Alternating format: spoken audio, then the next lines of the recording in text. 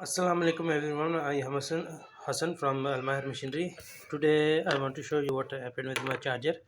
Because from the Wabda the electricity was coming 20 volts.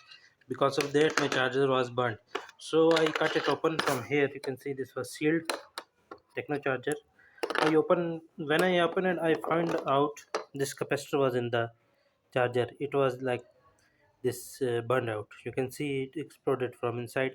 So I was not finding this charger anywhere. I didn't have any other charger, so I could find it. So what I did, I opened an energy saver. From there I find this charger. Oh, sorry, this capacitor. This capacitor is 400 volts with 15 microfarad. You can see 15 microfarad, 400 volt. And this one what I find here, it is same 400 volt, but it is 10 microfarad, but it's working. I will show you actually in action this after repair. Okay guys, now I have connected my power bank and I put back circuit inside the charger.